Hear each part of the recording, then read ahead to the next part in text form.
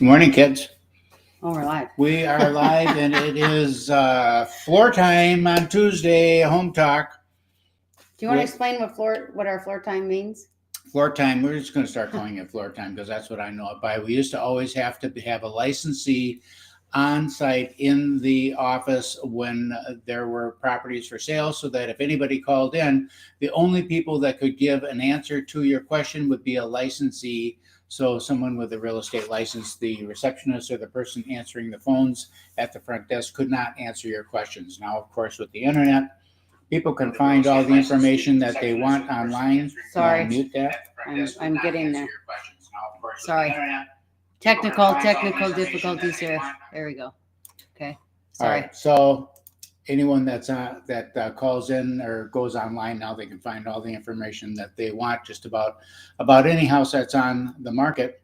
But people still have questions. So we thought, well, what the heck? We'd come on Tuesday for a half hour, answer any questions that someone may have. People send questions in throughout the week and ask us to answer them, and we can compile them. We answer them right away, of course, for that person. But then it's like, oh, yeah, maybe someone else would want to know about that. So then we'll just address it here on this Tuesday. All right. What are you going to do? You are going to comment, share, like, and follow this. So there's a lot. I feel like my hat's really crooked today. There's a lot of questions out there about our current real estate market. And a lot of the offers, right, without inspections. And without inspections doesn't only mean a home inspection.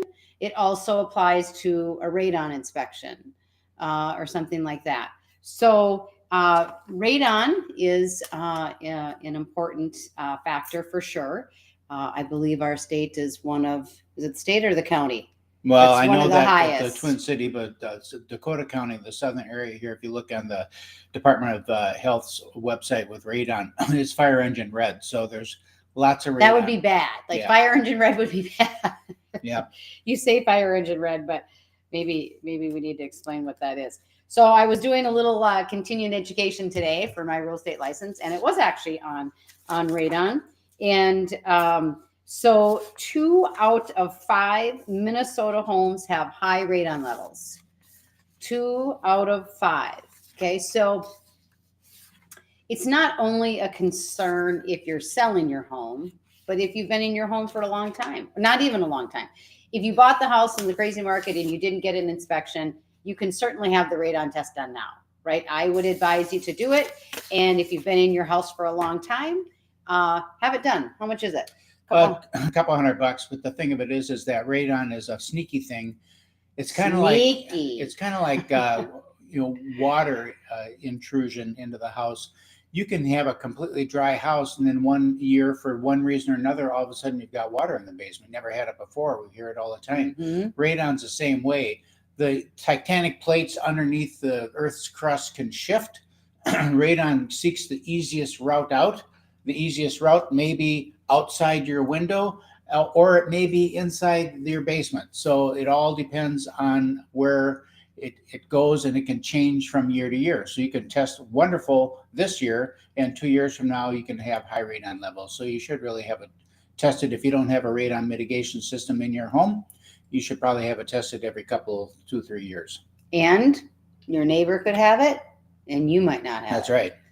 So just because your neighbor had it done and you were talking, now it's getting nice out and you're walking the dogs and you're doing whatever, and oh well, he doesn't have it, so I don't have it. False. We should have some true false questions. I think that might be that's good. That might be fun. We can make a little game out of it, right?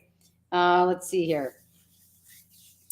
All homes can have radon concerns. That was the other thing that people ask us about is, well, it doesn't have a basement. Mm-hmm. So do I need to be worried because it doesn't have a basement? Yes, it can come in anywhere. Less likely, for sure, but it can still come into the house. When they do the testing, they put the testing kit in the lowest occupied space in the property, which is typically in the basement. But if your basement is unfinished, it might be that they put that test kit on their main level. But if you're slab on grade, that's where it's going to be. And radon can still come up through the concrete in through your sump pump system or however it is and get into the house. So it's still a good. We had it tested. We have a slab on grade home, and we had it tested in our house a few years ago. Okay. That also means manufactured homes, like any kind of home environment that you're living in. That sits on a ground. Okay. That sits on a foundation. So what about a condo? What if I'm in a condo and I live on the second floor? Probably not likely that you would have any kind of a radon issue on the second floor condo. Okay. And we have a lot of new construction. And so new construction as of what year was it? Around 2009? 2000, no, it was before For that. the radon? Yeah, we were putting them in. We were one of the first ones to put them in, and we're putting in passive systems. I think that was about 2006. So it must be 5 or 6 that rule changed. If you're interested, I have a brochure here from the Minnesota Department of Health. We have a PDF if you want it. Just get a hold of me. I'll email it to you or text it to you or somehow get it to you. Put It's PDF really in the good. comments. Yeah, put PDF in the comments and then I'll get it to you. It's pretty easy. Okay. Are you done with radon? Am I done with radon? I don't know. I'm asking you. Well, I didn't want it to be a half-hour radon show. Okay. All right. So take it over then. Well, we just want to talk about a couple of things because these are some common questions that we get now that we're bringing homes and preparing them for sale. People want to know what homes are important and where should we spend our attention if we're thinking of getting our house ready to sell. And so rooms that sell a house are the ones that you would expect. The kitchen, the most important room in the house. So what does that mean? Does that mean that I have to have all new appliances? Does it mean that I have to have all new kitchen cabinets and all new countertops? Well, maybe, if they're 40 years old and your kitchen countertops are all, banged up and your cabinets are, how around the handles, they get all marred up and stuff from the grease from your hands and the finish gets off of them. So yes, maybe you'll have to put some new hardware on there. Maybe you'll have to paint them. Maybe have them refinished, and maybe you'll want to replace them or reface them. So it all depends. That's why we go in and take a look at it. Sometimes we do, and sometimes we don't. Appliances, people are coming into a house, especially now, they're paying a premium on the house. They don't, the expectation is when I'm paying a premium on the house that I have appliances that still have some life service to them and that are not have broken, doors and broken trays and broken shelving and are filthy. So sometimes replacing a refrigerator or replacing the stove is a good idea. Also, if you've been in your house for a long time, your appliances may be mismatched and you want them to have them all matchy so that you've got a nice clean looking kitchen. Countertops are actually pretty affordable. So if your countertops are dated and weird colored or again mismatched, you got center island, that's one way, and then your countertops are around the sink are another way. You may want to just consider putting new countertops in because between those three things, it makes your kitchen look spectacular. And that's where people tend to congregate and spend a lot of their time. When people come over to visit the new house, where are they going to hang out? In the kitchen. So the buyer wants that kitchen looking sharp. Can I just add something there? Sure can. We don't do a lot of white kitchens in Minnesota. we have a lot of oak. Can oak be painted white?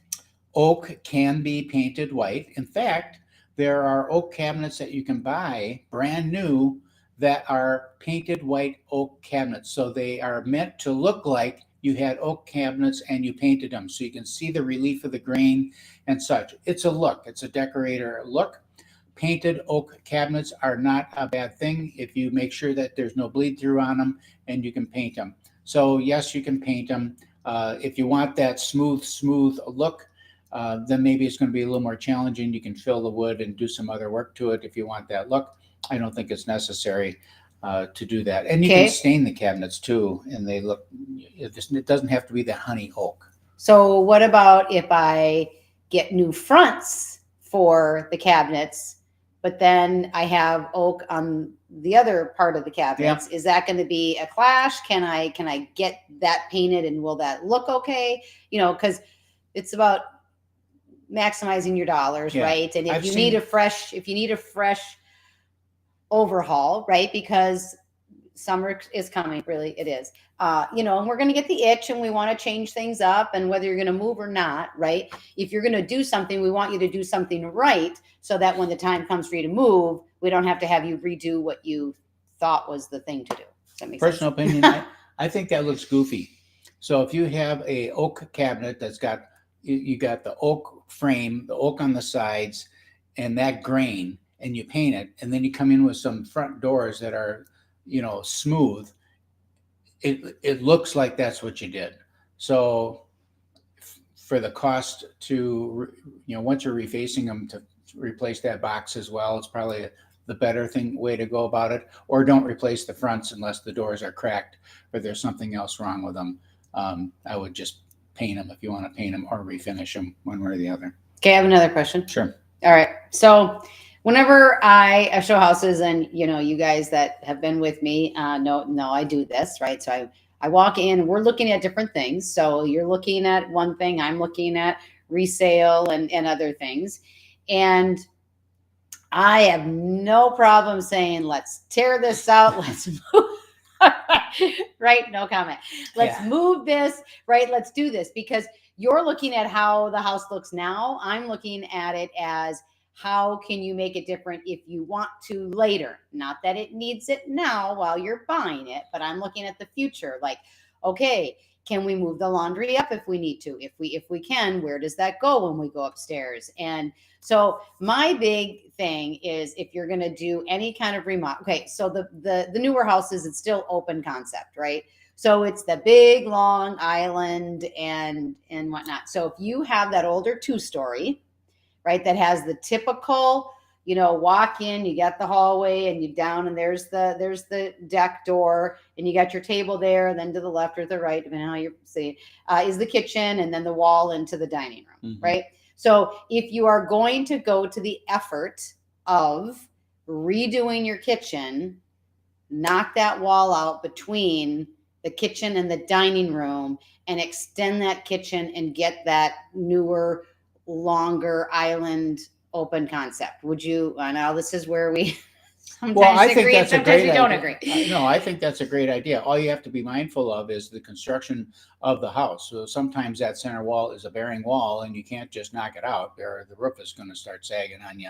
So you have to be kind of mindful of that. It depends on what's up in the attic. And that's why you've got to look and see what's up there. Maybe you're going to have to put a header in there, or some kind of a beam support or something like that in order to do that. And if you want to do that, that's okay. You just need to then somehow work that into as part of an architectural accoutrement to the house, so that it looks good and looks like you thought about it and made a good decision there. So have an architect take a look at it and make sure that, or a structural engineer, to make sure that you've got the proper support. Open is better, especially in some of these, like Sheila was saying, some of the older houses, that homes built in this, 60s, 70s, and 80s, they tend to be a little more boxy, small closed-in rooms. Get the doors off of them, open them up. Even if you take a house that's got a single door going into a side room, and you just make that into a cased opening, and double the size of the opening, it really brings that space into it, lets the light flow through, can make a huge difference. All right. Okay. All right. So then owner's suite, and this kind of goes on there. That's the next big area. So think about what we're talking about here: owner's suite and bathrooms. So you're talking about the places that the people who are writing the checks go. So the guy or gal who's buying the house and making the payments, you want the spaces that they spend time in to be suite. So that means that it's the kitchen, because that's where they're going to spend time and entertain their families. That means that where they lay their head at night has got to be really good. The smaller bedrooms for the kids and stuff like that, it's a box. Make sure it's just painted and clean, and nice carpeting on there, but don't do anything special in there. Pay attention to the owner's suite. And the bathrooms are really important. Owner's bathroom, of course, and then the guest bathrooms as well, because they're going to invite their family and friends over, and you don't want them to go into some place that's old and nasty, and nobody wants to buy somebody else's dirt. The next thing that I was thinking about is, we're coming into spring, and the focus tends to be now more on yard and landscaping and those kinds of things. How important is the yard to the home purchase. So when somebody is looking at buying a home, how much attention do they really pay to the yard? Do you have any thoughts on that? Hey, I got a couple of thoughts. All right. Okay. When it comes to the outside. Mm-hmm. Okay. So I love a clean driveway in the winter, right? So again, when we're showing houses and we're pulling up, if it's summer and it's either steep or it's facing north or, whatever it is, I will just mention that, right? Because again, there's so much as a buyer what you're thinking about that you sometimes don't think about those things till later. And if you're not the in the winter, the type of person that wants to go out there and shovel and ice and make sure that it's clear, right? That might be important to you, But as far as the outside goes, I personally look at the driveway. I personally look at the steepness of the driveway. So that's not to say that everybody who has a north-facing driveway can't sell their house. No. What it is just to be mindful of that and make sure that that driveway is in good condition and clear of debris and looks good is the main concern about that. And in terms of the landscaping, when you're approaching the house and coming up to the house from the curb to the front door should look magnificent. I mean, just, take some time, put some lawn food on there, get that grass green, get rid of the weeds, trim those bushes in the front, get some fresh mulch around the front planting area. So it just looks fantastic from the front. Paint the front door. It's an old adage. It's true. Have it so that when you're entering in any place that people put their hands, doorknobs, door locks, light switches, all that stuff should be clean and crisp. But the backyard, what I was really getting at is, so many times we hear from people that, I want this big backyard, big flat, perfect backyard so I can play ball with the kids. Which is true. And some people do that. Most people never wind up doing that. They go down to the park because we've got parks on every other corner. So, no, and life's busy for them. People don't have the time that they used to be able to do that. I don't want to lose the thought. So I want to come back to it for a second. We have a lot of people that if they know they're going to be looking at selling in the next year or two, they'll hire a service to come and get that grass green and correct it, knowing that it's going to be something that they're looking at in the future. So you can, that's an easy way to spice up that front, like you were talking about, get rid of the weeds and so forth. So getting back to the backyard then. So when people this has been my experience. If the house is perfect in every way, it's pretty rare that someone will say no to the house that's perfect in every way because it does not have a perfect backyard. It seems to be a maybe if you're between two properties and one has a nicer yard than the other, then they're going to use the yard as a qualifier and make that selection. Now, of course, there's an exception for every rule. Some people are just like, I'm a yard guy. I got to have a yard. That's what I want. I'll fix up the house the way I want it. Okay, I get that. But I'm talking about 80% of the people. They're going to buy the house because that's where they go home at night. Minnesota is crappy weather 9 months out of the year, so you don't get to enjoy the backyard anyhow. And so it is important to have it clean and nice. But if you've got a backyard that isn't perfectly flat and fenced and all of that stuff, don't be worried about it. Just make sure it's in good shape. We sold a house recently that was on a cul-de-sac, had everything going for it, had this mammoth backyard, but it had huge trees all over the backyard. It really wasn't usable for anything. But what it did do is backed up to a ballpark, backed up to a city park. It was fantastic. So they had this glorious backyard, lovely landscaping, perfect serene setting, and then they could walk right out. They had a gate going right out to the ballpark there, so if people want to go out and enjoy wide open spaces, all they want. Those kinds of things are all over the southern Twin Cities, all over the surrounding suburban areas, and those opportunities exist. I'm gonna call you out on something. Okay. Perfect. You're never gonna find the perfect home. No, that's true. Okay, so you say that word and I cringe because you're never going to find the perfect home. I mean, I'm on what, home 5? You're on home whatever, and there's still things that we would do and change about it, right? So it's about finding a house that suits your needs now, knowing that you are not going to be there for a lifetime. That's the other thing. I think sometimes people put too much pressure on themselves, is that they think, oh my gosh, I have to find the house that's perfect. I have to find the house that, it's not going to be. Okay. So be okay with that. It's not going to be, just find the one that's going to suit you right now and fit your needs. All right. Peggy wants to know, how do I know if I'm looking at a house, if there's mold issues in the home or water issues in the home?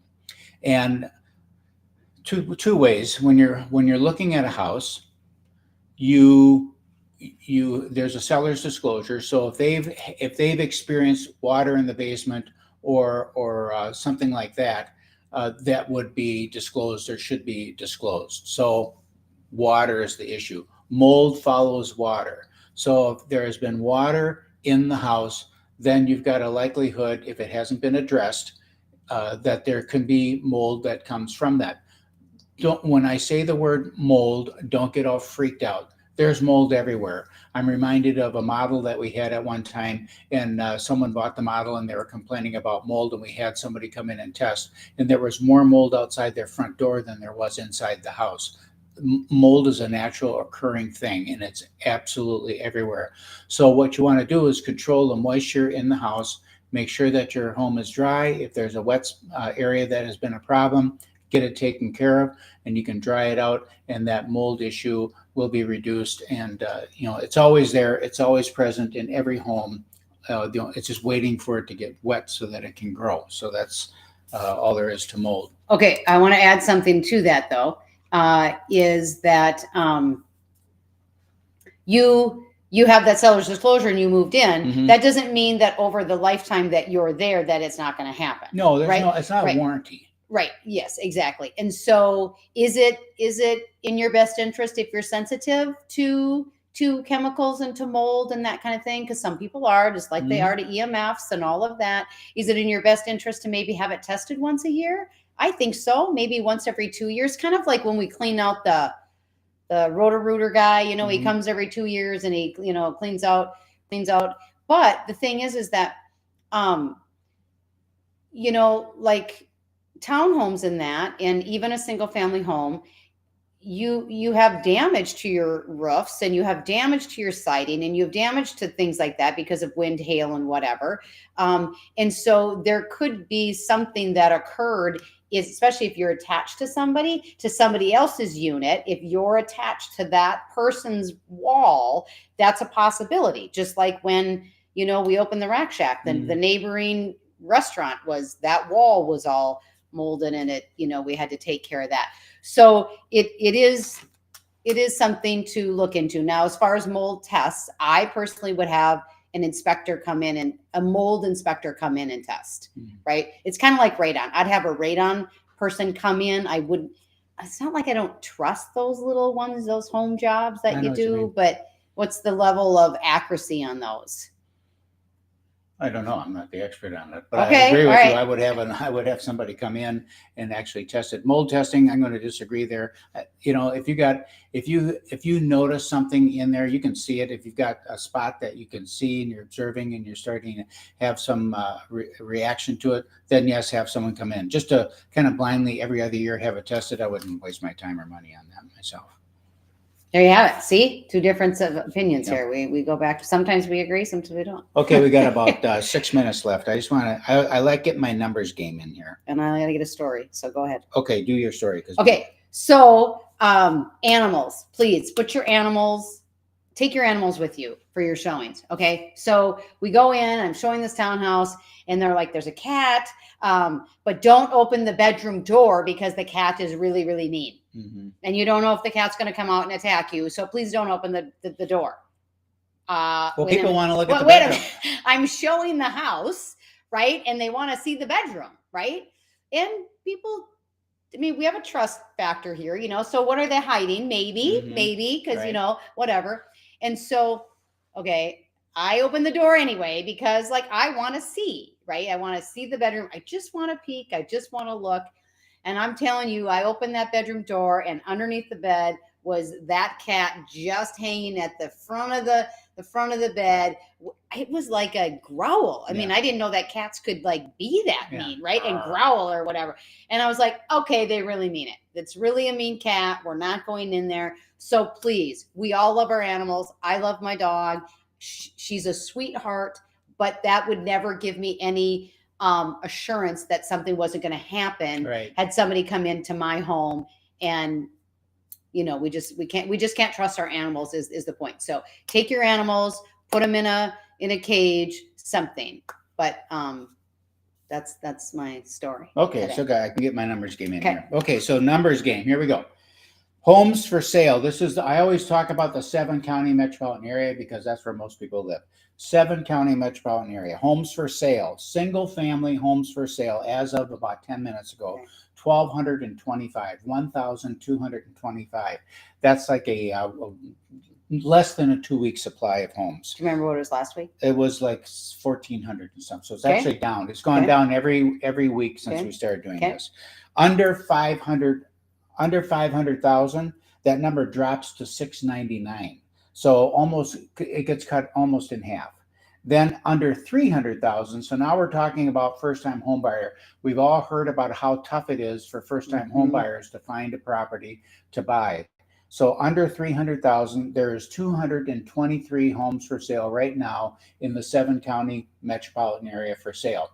Well, that's super if you don't care where you live. You've got 223 options. But if you live in, Bloomington and you work in Bloomington and you want to stay in Bloomington, that's a problem because some of these homes are in Maplewood and you don't want to have that kind of a commute at $4 a gallon.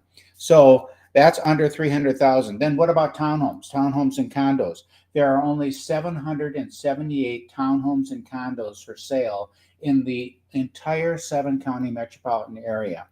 And if I go to that same under 300,000 mark for those, again, it's almost in half, only 418 townhomes and condos. And then you ask, well, what if I don't want to live in an apartment style condo? I want to live in a townhome where I got my garage, I got my front door, more like a single family home. Only 102 of them. 7-county in the 7-county metropolitan area. Only 102 counties. Like, this is huge. So that's where we have, when we talk about the inventory supply, that's the dilemma that inventory, I should say. That's the dilemma that they're talking about. But the good news is the supply is there. What happens is we've got more properties coming through new construction. We've got people deciding to move. That's supply. So as long as there's movement in, it's just that it's not sitting on the shelf. So we don't have inventory sitting on the shelf, but we do have supply moving through. So your assignment is this. If you're looking to make a move, either now or sometime this spring, make the decision on where you want to be, what you want to have, what price point you want to be in, and then reach out to us. And what we'll do is we'll go find it for you, because that's where a lot of business is taking place right now. It's all offline because it's happening so fast. By the time you see it on your Zillow, Zappos, Zerpel search, it's already sold. So if you want to find out about properties before they're sold, give us a call and we'll be happy to give you some information. I do have just a couple things that I want to just quickly point out here before we get in our last minute. Coming to the market, speaking of condos, we've got a condo coming on the market in Shoreview. It's just going to be $150,000, a one-bedroom condo. Nice building, nice association. Great spot for mom or dad. A super duper for mom and dad. And then in Eagan, people say, oh, I can't find anything in Eagan. Well, we've got a 4-bedroom, 2-story coming on the market in Eagan with an in-ground pool, a spectacular backyard entertaining area with a screen porch. It's just fabulous. And cul-de-sac. And on a quiet cul-de-sac in Eagan. Nice. And in Eden Prairie, we've got another townhome that we're working on getting ready. So the point is that that's the supply I'm talking about, coming all around the Twin Cities.